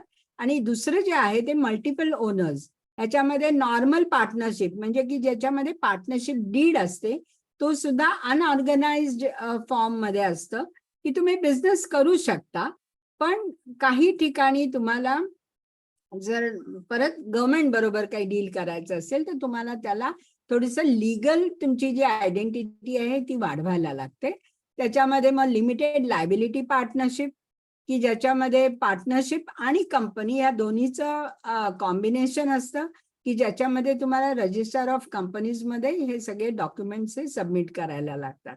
आणि तिसरं जे आहे ते म्हणजे पहिल्या पार्टनरशिप फॉर्म मध्ये 0 to 50 एवढेच तुमचे पार्टनर्स मॅक्झिमम राहू शकतात. लिमिटेड लायबिलिटी पार्टनरशिप मध्ये कितीही पार्टनर्स चालू शकतात. आणि प्रायव्हेट लिमिटेड कंपनीमध्ये 2 to 20 एवढे तुमचे डिरेक्टर्स असू शकतात. आणि त्याच्यानंतर मग आणि त्याला सुद्धा लिगल एंटिटी ही प्रायव्हेट लिमिटेड असू शकते आणि मग पुढचं असतं ते म्हणजे पब्लिक लिमिटेड, की जे पब्लिक कडून शेअर्स इश्यू करून पैसे घेतले जातात. आता एमएसएमई मध्ये त्याची डेफिनेशन काय आहे, तर त्याच्यामध्ये 3 प्रकार असतात. एक एमएसएमई म्हणजे काय, मायक्रो, स्मॉल, मीडियम एंटरप्राइजेस. आता मायक्रो म्हणजे इन्व्हेस्टमेंट त्याची 1 कोटीपर्यंत, टर्नओव्हर 5 कोटीपर्यंत. स्मॉल स्केल मध्ये 10 कोटीपर्यंत इन्व्हेस्टमेंट, टर्नओव्हर 50 कोटीपर्यंत. आणि मीडियम मध्ये 50 कोटीपर्यंत इन्व्हेस्टमेंट आणि टर्नओव्हर 250 कोटी असतं. आणि त्याच्या नंतरचे जे असतात त्या म्हणजे लार्ज एंटरप्राइजेस होतात. तर this is called MSME, micro, small आणि मीडियम एंटरप्राइज. आता याच्यामध्ये उद्यम रजिस्ट्रेशन आहे आणि जीएसटी रजिस्ट्रेशन आहे. आता हे उद्यम रजिस्ट्रेशन हे कुणी करायला लागतं, हे नॉर्मली दोन्हीही फ्री रजिस्ट्रेशन होतात. त्याच्यामध्ये तुम्हाला तुमची सर्टिफिकेट्स मिळतात. जे उद्यम आहे हे तुम्हाला एमएसएमई असेल तर मॅन्डेटरीच आहे, घ्यावंच लागतं तुम्हाला. आणि प्रोप्रायटरी जर असेल तर तुमचं रजिस्टर करायचं, पण तुम्हाला डॉक्युमेंट्स अपलोड काही करायला लागत नाही. आणि पूर्वी हे उद्योग आधार होतं, त्याला आता उद्यम रजिस्ट्रेशन म्हणतात. आणि दुसरं जे आहे ते म्हणजे जीएसटी रजिस्ट्रेशन, की ज्याच्यामध्ये रजिस्ट्रेशन पण फ्री असतं. आणि 40 लाखापर्यंतचं तुमचं प्रोडक्शन असेल तर 40 लाखापर्यंत असतं. आणि तुमच्या जर सर्व्हिसेस असतील तर 20 लाखाचं ही लिमिट दिलेली आहे. आणि जीएसटी ऑडिट जर करायचं असेल तर हे 2 कोटीपर्यंत त्यांनी लिमिट दिलेली आहे. पण जर तुम्ही तुमचा प्रॉडक्ट एखाद्या ई कॉमर्स म्हणजे अमेझॉन, फ्लिपकार्ट किंवा अजून कुठलेही शॉपिंग कार्ट्स असतात तिथून जर केलं तर तुम्हाला हे जीएसटी रजिस्ट्रेशन हे मॅन्डेटरी असतं. तर आता तुम्ही जर एखादं चालू केलात बिझनेस तर याच्यामध्ये या सगळ्या गोष्टी करायला पाहिजेत म्हणून घाबरून जायची जरूर नाही. कारण ह्या सगळ्या आता अगदी ऑन द क्लिक ह्या सगळ्या झालेल्या आहेत. इव्हन तुमची प्रोप्रायटरी फर्म सुद्धा काही सेकंदांमध्ये तुम्ही उघडली जात आहे. रजिस्ट्रेशन तुम्हाला कुठेतरी कोणाची तरी थोडीशी मदत घेऊन या सगळ्या गोष्टी करता येतील. त्याच्यानंतर काही बाकी स्पेसिफिक लायसन्सेस असतात ते म्हणजे शॉप ऍक्ट लायसन्स आणि FSSAI. शॉप ऍक्ट हा सगळ्यांनाच लागतो, कारण जिथे जिथे तुम्ही लोक कामाला असतात त्या ठिकाणी तुम्हाला हा शॉप ऍक्ट घ्यायला लागतो. आणि FSSAI म्हणजे जे फूड इंडस्ट्रीमध्ये आहेत त्यांना ते घ्यावं लागतं. नंतर IEC म्हणजे इम्पोर्ट एक्सपोर्ट कोड असतो, तो तुम्ही आयदर इम्पोर्ट केलात किंवा एक्सपोर्ट केला तर तो तुम्हाला IEC मध्ये तुम्हाला ते कोड घ्यावाच लागतो. नंतर हे अशा प्रकारचे ते सर्टिफिकेट दिसतात. नंतर शेतकरी नाही त्यांचं ॲग्रो आहे ना, शेतकरी ॲग्रो काहीतरी. जरा म्यूट करा तुमचं. नंतर तुमचे जे एम्प्लॉईज तुमच्याकडे जर 10 पेक्षा कमी असतील, 10 पेक्षा जास्ती असतील तर त्या प्रकारे तुमचे कंप्लायन्सेस वेगळे होतात. काही ठिकाणी 10च्या वरती असतील तर तुम्हाला प्रॉव्हिडंट फंड असेल, ग्रॅच्युटी असेल, या सगळ्या गोष्टी द्यायला लागतात. पण एवढं लक्षात ठेवा, कंप्लायन्सेस वेळच्या वेळी पार पाडा.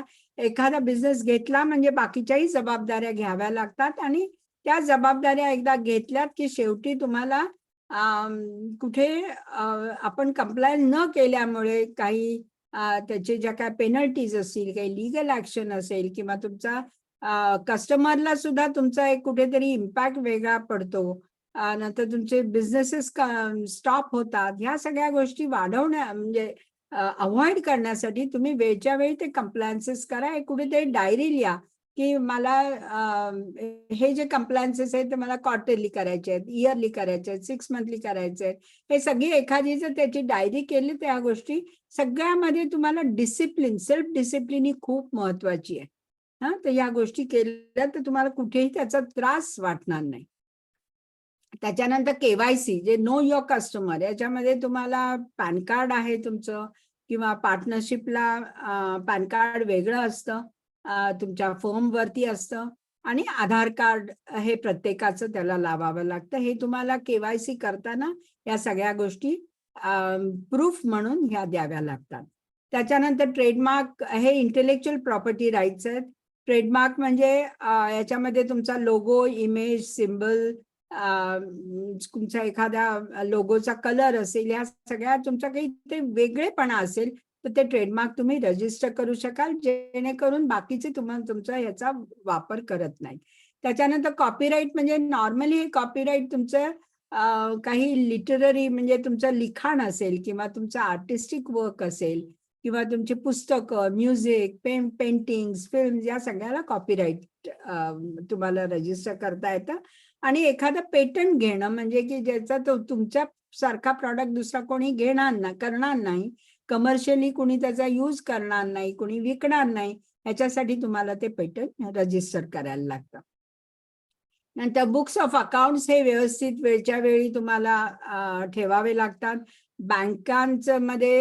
बँकेमध्ये सेव्हिंग अकाउंट हा इंडिव्हिज्युअलला असतो आणि बिझनेसला करंट अकाउंट उघडावा लागतो. इन्कम टॅक्स रिटर्न्स वेळच्या वेळी भराव्या लागतात आणि ह्या इन्कम टॅक्स रिटर्न सुद्धा याच्यामध्ये अतिशय महत्वाची गोष्ट लक्षात ठेवा की प्रिझम्पटिव्ह टॅक्स म्हणून आहे. तर हा तुम्ही लक्षात ठेवा, कारण 2 कोटीपर्यंत या बिझनेसेसला टॅक्स एक्झम्पशन आहे. याच्यामध्ये जर तुमचा बिझनेस जर 10 लाखाचा असेल तर 10 लाखाचे फक्त 8% जर नॉन डिजिटल असेल आणि 6% जर डिजिटल म्हणजे जीपेनी वगैरे जर तुमचे होत असतील तेवढंच तुमचं इन्कम म्हणून धरलं जातं. हे लक्षात ठेवा. प्रिझम्पटिव्ह टॅक्स ह्याचा अभ्यास करा आणि त्याच्याप्रमाणे तुम्ही ते करा, कारण इंडिव्हिज्युअली दिलेला टॅक्स आणि बिझनेसचा टॅक्स हा कम्प्लिटली वेगळा असतो. म्हणजे तुम्ही जर बघितलं तर 6% डिजिटल, हल्ली आता बऱ्याच जणांना डिजिटली पेमेंट मिळतात, पण या ह्याच्यामध्ये तुम्ही तेवढं उरलेले 94% that goes as your expense of the business. You can imagine this. एवढं तुम्हाला या गव्हर्नमेंटनी सूट दिलेली आहे.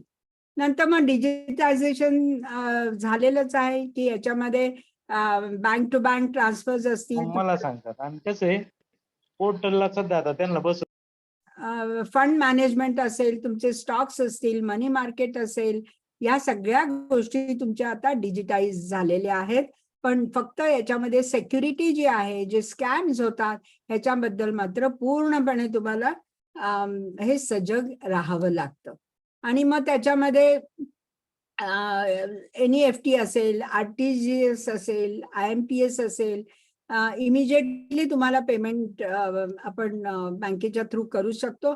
पूर्वी जे आम्हाला चेक्स बुक्स नेणं किंवा कॅश मध्ये करणं, या सगळ्या गोष्टी आता खूप सुरळीत झालेल्या आहेत. आणि युपीआय म्हणजे युनिफाईड पेमेंट इंटरफेस, की ज्याच्यामधून जीपे, पेटीएम, भीम या सगळ्या गोष्टी त्या चालू आहेत. So thank you so much. आणि मी आता प्रकाश आगाशेंना पुढचं आपलं पार्ट चालू करायला एक रिक्वेस्ट करते. Thank you. Yes. Thank you ma'am.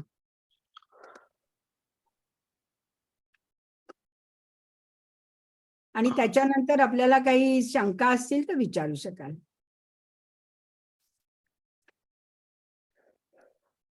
Yes.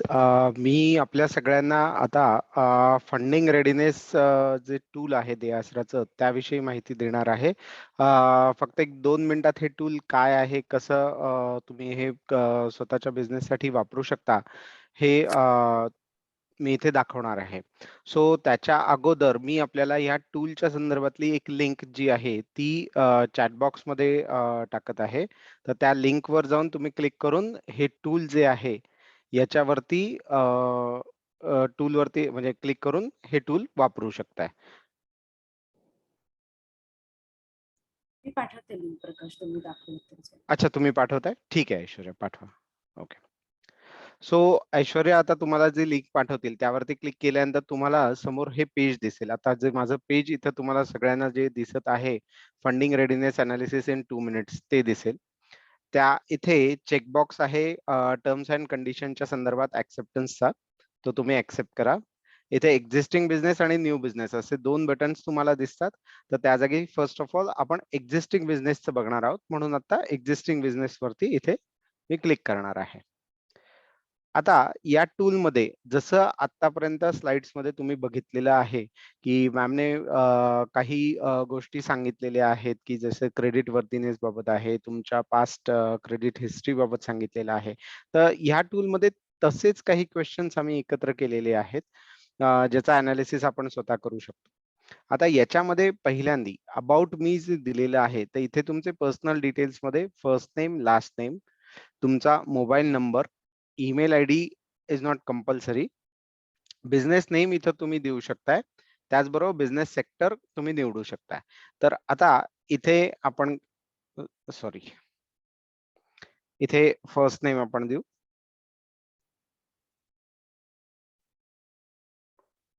Phone number जो आहे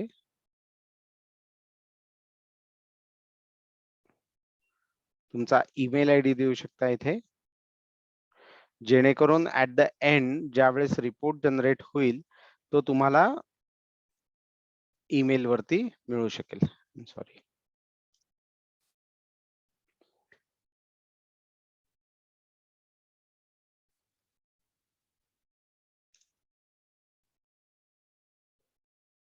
एक हायपोथिकल नेम इथं मी घेतोय.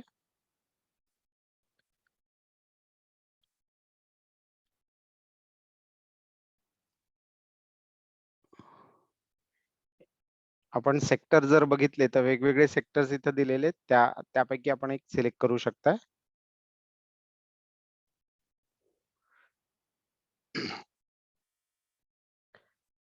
इथे आता काही फर्स्ट स्टेप जी आहे, स्टेप 2 मध्ये काही डिटेल्स तुम्हाला भरायचे आहेत.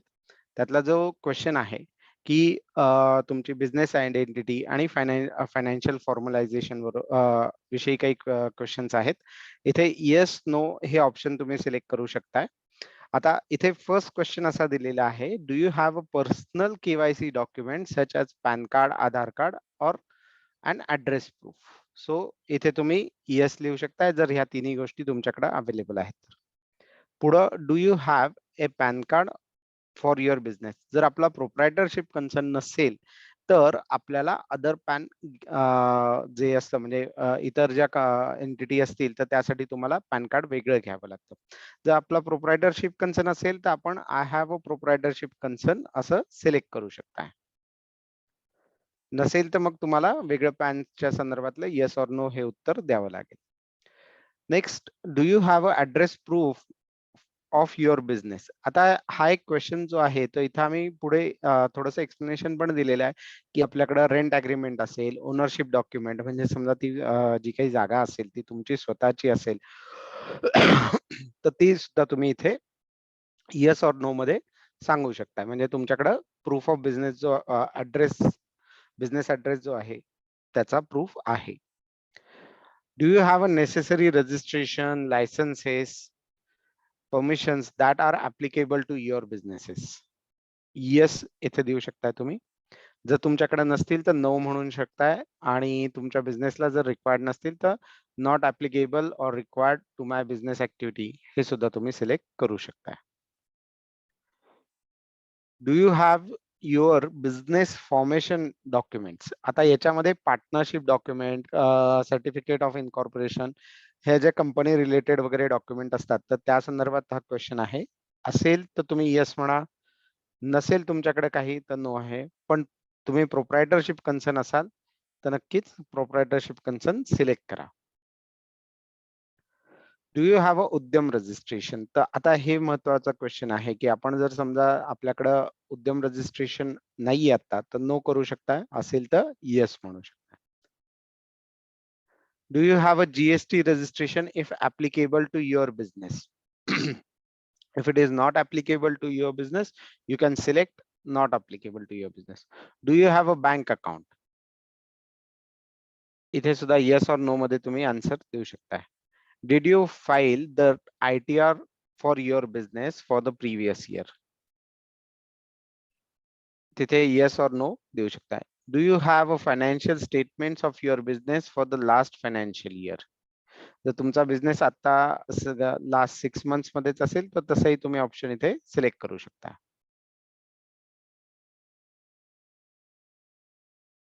सॉरी. तिथे नेक्स्ट वरती क्लिक केल्यानंतर पुढचा जो स्टेप आहे ती आहे क्रेडिट वर्दीनेसच्या संदर्भातली. आता इथे दिलेलं आहे, did you take any secured unsecured loan in the past and paid or are paying it back on time. म्हणजे तुम्ही भूतकाळात एखादी लोन घेतलेलं आहे, आयदर ते पेड केलेलं आहे किंवा तुम्ही आता पेइंग त्याचं पेमेंट करत आहात, ऑन टाइम आहे पण सगळ्याच्या सगळं payment. Then you can click yes. Do you repay existing loan regularly. कुठलंही तुमचं पर्सनल लोन असेल, हाऊसिंग लोन असेल, असं काही असेल तर ते जर तुम्ही असेल तर तुम्ही येस म्हणून रेग्युलरली पेमेंट होत असेल. तुम्ही लोनच घेतलेलं नसेल, I have not taken any loan सुद्धा सिलेक्ट करू शकता.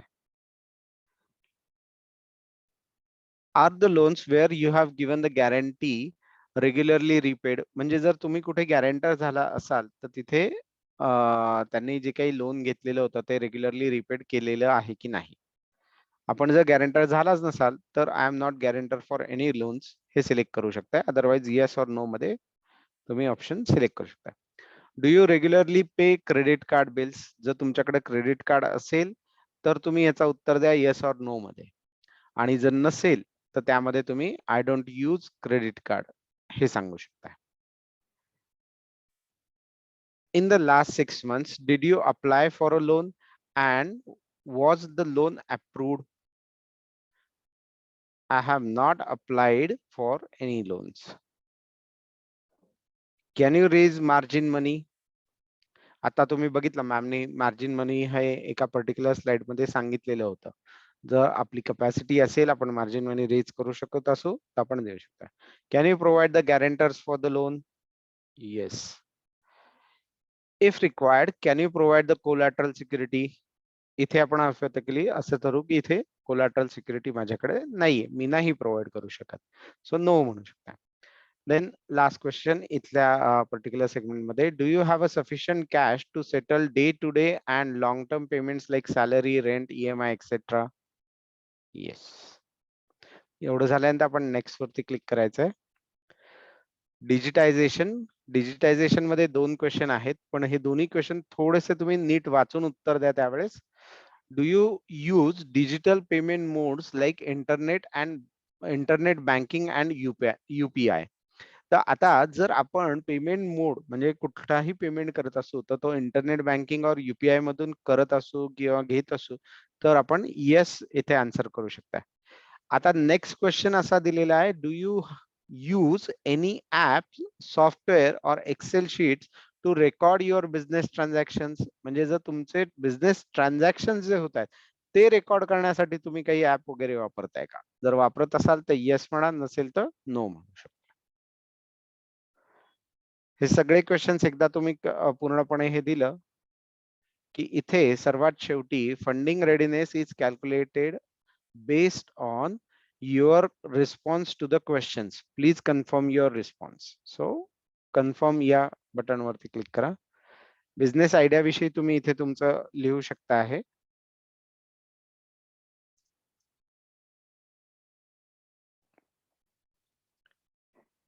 लेस दॅन 2 years और मोर दॅन 2 years तुमचा बिझनेस किती दिवसांपासून इथं तुम्ही करत आहात आणि तुमची लोन अमाउंट रिक्वायरमेंट काय आहे हे इथे लिहू शकता. इथे पुढे एक चेकबॉक्स आहे, I agree to the terms and conditions. त्यावरती क्लिक करून तुम्ही टर्म्स अँड कंडिशन्स वाचू शकता. अँड ऑथराइज दे आसरा और deAsra's partners to connect me on the number provided. This will override the registry with DNC and NDNC. तुम्ही याला click करा and then get result वरती क्लिक करा. आता इथे तुम्हाला एक OTP मिळेल तुमच्या मोबाईल नंबर वरती.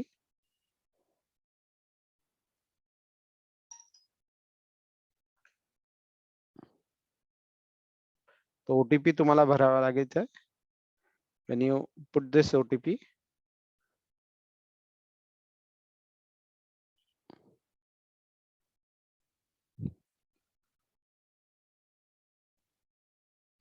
क्लिक केल्यानंतर 2 मिनिटं इथे तुम्हाला थोडा वेळ थांबावं लागतं.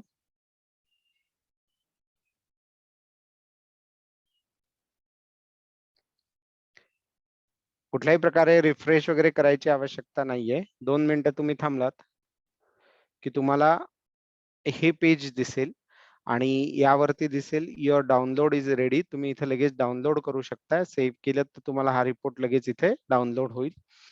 आणि त्याचबरोबर तुम्हाला हा रिपोर्ट तुम्ही जो काही ईमेल आयडी सुरुवातीला दिलेला होता तर त्या ईमेल आयडी वरती सुद्धा दिसणार आहे. तर रिपोर्टचा नीट अभ्यास करून तुम्ही पुढे एक्सपर्टशी कन्सल्ट करू शकताय. थँक्यू. थँक्यू प्रकाश. जर कोणाला काही प्रश्न असतील तर श्रीनिवास सर तुम्ही हँड रेज करा, तुम्ही विचारू शकता काही प्रश्न असेल. श्रीनिवासजी.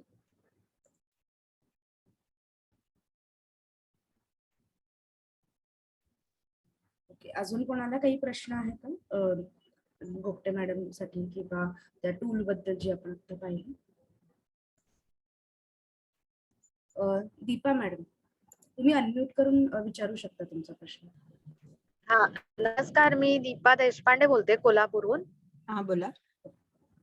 हा, ऍक्च्युली मला असं विचारायचं होतं की एक आमची प्रायव्हेट लिमिटेड फर्म आहे आणि त्याचं आमचं रेंट अग्रीमेंट आहे. त्याच्यात मी डायरेक्टर आहे आणि मी नवीन आता एक प्रोप्रायटरी फर्म चालू केलेली आहे. तर ती त्याच जागेत चालू केलेली आहे. मग ऍड्रेस प्रूफ म्हणून काय देता येईल किंवा काय करता येईल त्याच्याकरता? त्याला तुमचा तो जर बिझनेस ऍड्रेस असेल तर तुमचा घराचा ऍड्रेस हा तुम्ही रजिस्टर्ड ऑफिस म्हणून घेऊ शकता. Okay okay. पण जेव्हा मी शॉप काढलं होतं तेव्हा मी तो कंपनीचाच ऍड्रेस दिलेला. मग आता नवीन शॉप करताना, कारण कसं आहे माझं मॅन्युफॅक्चरिंग आहे. आम्ही environmental friendly eco paper plates नवीन आता चालू केल्यात. साधारण 1 वर्ष झालं, म्हणजे जुलै 2020 ला कंपनी चालू केली. पण ह्या प्लेट आम्ही दिवाळी 2020 ला लॉन्च केल्या आहेत. तर जीएसटी रजिस्ट्रेशन करता मला थोडीशी अडचण येते आहे प्रूफमुळे. या कंपनीच्या याच्यामुळे का? या कंपनी रजिस्ट्रेशन मुळे अडचण काय येते? अडचण म्हणजे तो ऍड्रेस प्रूफ देताना, म्हणजे मागच्या वेळेला आम्ही जिथे ही प्रायव्हेट लिमिटेड कंपनी आहे तो स्वतःच प्रिमाइस आहे, पण हे प्रोप्रायटरशिप फर्म आहे. मग त्याला ऍड्रेस प्रूफ काय द्यायचा की ते जे आमचं MIDC अग्रीमेंट असेल तेच द्यायचं? जीएसटीच्या पोर्टलवर जेव्हा आम्ही लेटर देतोय ना तर ते ऍक्सेप्ट करत नाहीये कन्सेंट लेटर. Okay okay. मग तुम्ही ते तुमचा जो ऍड्रेस प्रोप्रायटरीला दिलेला आहे तो घरचा तो चेंज करून घ्या ना तेवढा. कारण आता हे ऑनलाईन मध्ये ना काही वेळेला थोडेशा लिमिटेशन्स येतात त्याच्यामध्ये. तर तुम्ही तो चेंज करून घ्या. आणि प्रोप्रायटरी मध्ये आता सहज शक्य आहे चेंज करणं. पण मग मॅन्युफॅक्चरिंग युनिट असेल तर त्यांना चालेल रेसिडेन्स ऍड्रेस? हो, रजिस्टर्ड ऑफिस म्हणून तुम्ही कुठलाही देऊ शकता, रेसिडेन्स देऊ शकता. असं करून बघते. शॉपॅक्टला पण चेंज करून घेता येतं का? शॉपॅक्टला करून घ्या तेवढं, काहीच प्रॉब्लेम नाही. चालेल चालेल चालेल, करून बघते. Yes, okay. थँक्यू. मॅडम आपल्याला अजून एक प्रश्न आलाय शशिकांत शिंदे सरांकडनं, शशिकांत संत सरांकडनं, सॉरी. 6% महिला उद्योगासाठी फायनान्स मिळतं असं त्यांना माहिती मिळाली, तर ती खरी आहे का? आणि असेल तर कुठे मिळेल हा फायनान्स असं त्यांनी विचारलं. तुम्हाला जिथून सोर्स आहे या इन्फॉर्मेशनचा तिथेच तुम्ही बघा. कारण काय आहे, अशा प्रकारच्या सगळ्यालाच आपल्याला काय ऍक्सेस हा नसतो. आता कोणी एकदमच कुठेतरी महिला उद्योगांसाठी फायनान्स हे केलं जातं, पण तुम्ही जिथून तुम्हाला सोर्स आहे तिथेच तुम्ही जास्त इन्फॉर्मेशन बघा. आणि दे आसरा बरोबर जर अगदी तुम्हाला वाटलं की आहे असं, तर तुम्ही जरा दे आसराशी जरा कन्फर्म करा तेवढं. नक्कीच. शशिकांत सर, तुम्हाला जर काही माहिती मिळाली किंवा मॅडम म्हणजे ज्या सोर्स कडे तुम्हाला हे कळलं तिथनं जर काही कळलं तर तुम्ही कळवू शकता ते असायला, जर काही मदत लागली तुम्हाला. अजून कोणाला काही प्रश्न? हॅलो. हो सर. हा मॅडम, मी सुमित सावरकर. हा बोल. माझं मॅन्युफॅक्चरिंगचं युनिट आहे पेपर कप्सचं. बर. जे की मी 2019 ला स्टार्टअप केलं होतं आणि अजून ते चालू आहे. फक्त आता मला असं विचारतो मॅडम की तुम्ही सिडबी म्हणून ऐकून आहात का? त्याच्याबद्दल मला काही माहिती मिळू शकते का? की आधी सिडबीचं आमच्या नगरमध्ये मिळायचं, त्यांचं ऑफिस होतं सिडबीचं नगरला, पण त्यात ऑफिस पुण्याला शिफ्ट झालंय. तर मग मला सिडबी मधनं लोन घ्यायचं असेल तर ते कसं घेऊ शकतो, किंवा काही याच्याबद्दल मदत? नाही, तुम्ही थोडस त्यांना कॉन्टॅक्ट करून जरा पहिली इन्फॉर्मेशन घ्या सगळी. पण मॅडम माझा कॉन्टॅक्टच होत नाही. नगरमध्ये जे ऑफिस होतं तेव्हा त्यांचा माझ्याकडे नंबर होता, कॉन्टॅक्ट नंबर. पुण्याच्या ऑफिसला फोन असं लावला काही तुम्हाला ते शोधायला लागेल ते जरा त्या गोष्टी, कारण असं नाही करता येत. Ma'am, can I answer this question? Yes please. So Sumit sir, तुम्हाला जे काही सिडबी विषयी माहिती असेल किंवा तुम्हाला जर माहिती घ्यायची असेल तर तुम्ही फक्त एकदा देआसराला कनेक्ट व्हा. ऐश्वर्या, आपल्याकडे यांची रिक्वेस्ट वगैरे काही घेता येईल किंवा यांचा काही नंबर वगैरे घेता येईल? आपण यांना एकदा कनेक्ट करूया तसं जर जमलं हो, तर. मी इथे नंबर देते देआसराचा जो आहे तो, त्याच्यावर कॉन्टॅक्ट करू शकता. आणि सुमित सरांचा आपल्याकडे नंबर असेल तर आपण त्यांच्याशी तर आपण प्रकाश त्यांच्याशी connect बोलूया करू शकतो. सविस्तर याविषयी. आपल्याकडे माहिती आहे ती आपण देऊ शकतो त्यांना तसं. ठीक आहे. येस. Thank you madam.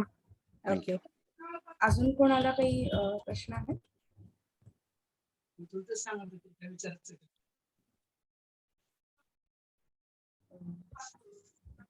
ठीक आहे, तुम्हाला काही अजून प्रश्न असेल तुम्ही मी देआसराचा नंबर दिला आहे इथे. तुम्ही देआसराला कॉन्टॅक्ट करू शकता तुमच्या प्रश्नांसाठी, किंवा जर काही व्यवसायासाठी मदत लागत असेल तर. मी रिक्वेस्ट करेन श्रीकृष्ण देशमुख सर आणि देवदत्त टेंबेकर सरांना की त्यांनी कार्यक्रमाची सांगता करावी. एकच मिनिटं फक्त त्याच्या आधी. ज्यांना प्रश्न असतील ते नक्कीच देआसराशी संपर्क करू शकतात नंतर. पण आज जे कोणी प्रोग्रामला अटेंड केलेले आहेत तर त्यांच्यासाठी आपण हे नंतर रेकॉर्डिंग पण शेअर करणार आहोत, जर अजून अभ्यासासाठी हवं असेल तर. दुसरी गोष्ट, आपण तुम्ही ज्या काही अडचणी तुमच्या गुगल फॉर्म मध्ये पण लिहून दिलेल्या होत्या रजिस्टर करताना, त्याच्याविषयी पण बोलण्याकरता देआसराचे टीम मेंबर्स तुमच्याबरोबर फोनवरनं कनेक्ट होतील. तर तुम्ही आमचा जो नंबर येतो देआसराकडनं आम्ही कॉल करतो तेव्हा IVR वरनं कॉल करतो, तर तो 022 किंवा 020 अशा नंबरवरनं स्टार्ट होणारा नंबर असतो आणि लँडलाईन सारखा दिसतो. तर तो IVR चा कॉल आहे देआसराचा. तर तो प्लीज तुम्ही उचला, म्हणजे मग तुमच्यापर्यंत आमच्या टीमला कनेक्ट होता येईल आणि तुमच्या ज्या काही अडचणी आहेत स्पेसिफिक तुमच्या बिझनेस मधल्या, त्याच्यावर सोल्युशन काय काढता येईल, काय सपोर्ट देता येईल ह्याच्याविषयी वैयक्तिकरित्या तुमच्या प्रत्येकाशी बोलता येईल आम्हाला. टेंभेकर सर, तुम्ही पुढे सुरू केलं तरी. धन्यवाद रुपालीताई. आता आपण अत्यंत माहितीपूर्वक असं सेशन हे आपण आता आपल्यासाठी झालेलं आहे. मुळामध्ये याचा म्हणजे सूचना अशी होती की जे आता व्यावसायिक आहेत, ज्यांचा व्यवसाय आहे, अशांसाठी हे सेशन असल्यामुळे त्याच्यामध्ये ज्या स्पेसिफिक गोष्टी आपल्याला सांगण्यात आल्या, मला वाटतं निश्चितच त्याचा आपल्याला सर्वांनाच उपयोग होईल. आणि आता जसं रुपालीताई म्हणाल्या की देआसराच्या टीमशी जर तुम्ही तुमच्या स्पेसिफिक अडचणी सांगितल्या, कारण आता हा जो प्रोग्राम आपण केला हा एक जनरल रिक्वायरमेंट म्हणून केला, परंतु कदाचित आपली अडचण वेगळ्या विषयामध्ये असू शकते, तर ती जर आपण त्यांना जर कम्युनिकेट करू शकलो जेव्हा त्यांचा संपर्क होईल, तर तेव्हा मला वाटतं निश्चितच देआसराकडनं आपल्याला मदतीचा हात हा मिळू शकेल. हे जे आपण अखिल भारतीय स्वावलंबी भारत अभियान असं जे एक अभियान आहे त्याच्या अंतर्गत देआसराच्या मदतीने हे सेशन आपण घेतोय. आणि आपल्या व्यवसायाच्या अडचणीत जिथे कुठे आपल्याला म्हणजे प्रवासामध्ये जिथे कुठे अडचणी येईल तर तिथे देआसराचा स्ट्रॉंग सपोर्ट हा आपल्या सोबत राहणार आहे. त्यामुळे आज ज्यांनी सेशन अटेंड केलं निश्चित याच्यावरती विचार करा, आणि जे आपले मित्र किंवा परिवारातले सदस्य किंवा ज्यांना व्यवसाय करायचा आहे असे सदस्य असतील तर या अभियानामध्ये अवश्य सहभागी या, आणि आपला पुढचा प्रवास जो आहे हा अशा रीतीने हा सुरू राहील. आणि सगळ्यांचं उद्दिष्ट एकच आहे की 2030 पर्यंत भारतामध्ये आपल्याला कुठलाही माणूस त्याला काम नाही अशी परिस्थिती राहणार नाही या दृष्टीने प्रयत्न करायचे. त्यासाठी एक छोटं स्टेप आपण आता घेतलेली आहे आणि पुढे जाऊन निश्चितच याचं मोठ्या याच्यामध्ये रूपांतर होणार आहे. आणि आपण या उपक्रमात सहभागी झाला त्याबद्दल आपले मनपूर्वक धन्यवाद. आणि दयासरांनी अत्यंत कमी वेळामध्ये हे सेशन ऑर्गनाईज केलं, त्यामुळे संपूर्ण दयासरा टीमचे सेवावर्धिनी तर्फे मनपूर्वक धन्यवाद. आणि आपण लवकरच पुन्हा भेटू अशी आशा व्यक्त करतो. धन्यवाद. धन्यवाद. थँक्यू. थँक्यू. नमस्कार. थँक्यू. थँक्यू. धन्यवाद.